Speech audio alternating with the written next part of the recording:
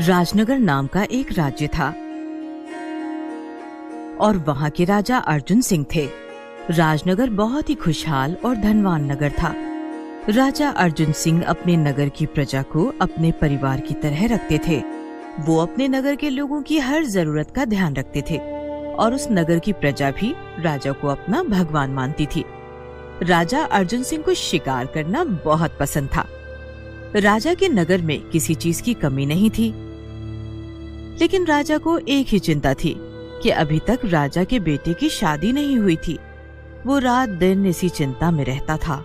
वो चाहता था कि उसके मरने से पहले उसके बेटे कर्ण की शादी हो जाए।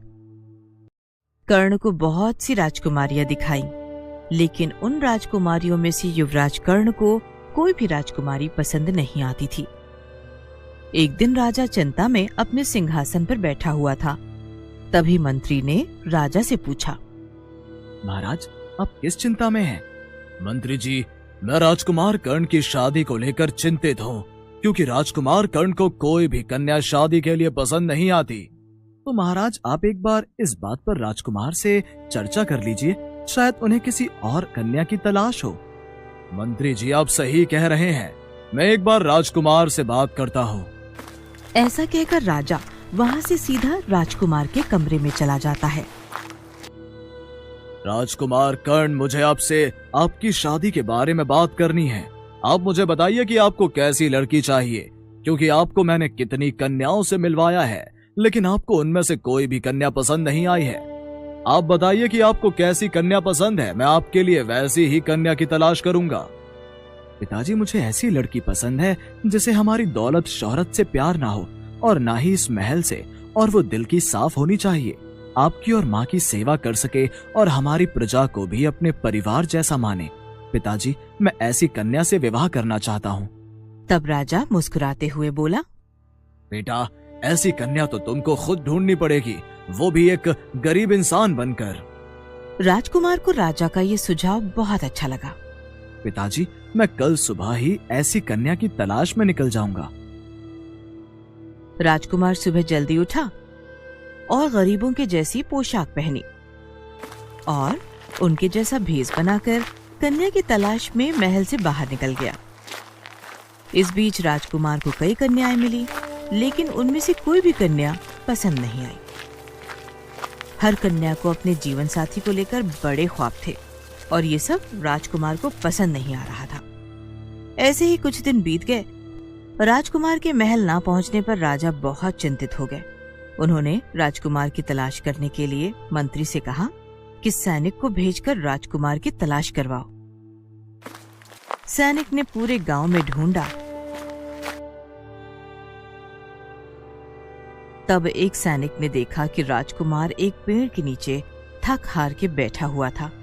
तभी वहां सैनिक आए और बोले, राजकुमार, आपको महाराज याद कर रहे हैं, उन्होंने हमें आपको ले जाने के लिए बोला है। नहीं, आप लोग जाओ, मैं अपने कार्य को पूरा करके ही महल में वापस आऊंगा।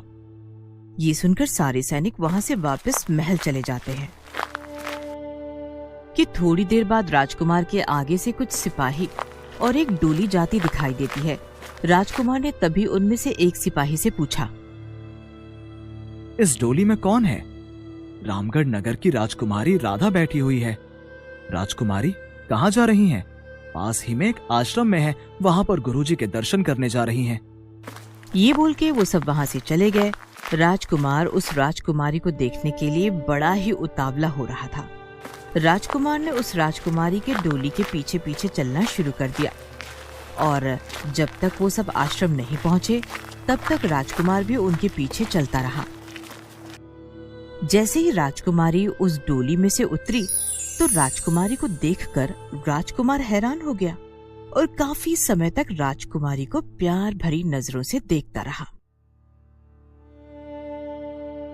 क्या यह राजकुमारी वैसी ही है जैसी कन्या से मैं शादी करना चाहता हूँ? तो राजकुमार ने सोचा कि मैं इस राजकुमारी के स्वभाव को जानने की कोशिश करता हूँ। फिर राजकुमार राजकुमारी के पास गया और बोला, मैं राजनगर का राजकुमार हूँ, क्या आप मुझसे शादी करेंगी? नहीं, मैं आपसे शादी नहीं कर सकती। राजकुमार को ये सुनकर बहुत अच्छा लगा। और उसको लगा कि इस राजकुमारी को मेरी दौलत, शोहरत और महल का लालच नहीं है। राजकुमार ने फिर उस राजकुमारी का पीछा किया और उसके राज्य जा पहुंचा। अब राजकुमार को उस राजकुमारी के स्वभाव के बारे में सब कुछ जानना था, तो राजकुमार ने राजकुमारी के नगर के लोगों से राजकुमारी के बारे में जानने की कोशिश की। तभी राजकुमार ने वहां के कुम्हार से राजकुमारी के बारे में पूछा। ये यहाँ की राजकुमारी का स्वभाव कैसा है? वो गरीब लोगों की मदद करती है? नहीं भाई, हमारी राजकुमारी देवी है। वो सारी प्रजा को अपने परिवार जैसा प्यार करती है और वो हर सुबह और शाम गरीबों में धन और अनाज बांटती है। ये सुनकर राजकुमार बहुत खुश हो जाता है। राजकुमार ने राजकुमारी से शादी करने का निश्चय कर लिया, लेकिन उसने सोचा कि राजकुमारी ने तो मुझसे शादी करने से मना कर दिया था। राजकुमार ने सोचा कि अब क्या करूं? फिर राजकुमार ने राजकुमारी के पिता से बात करने की सोची।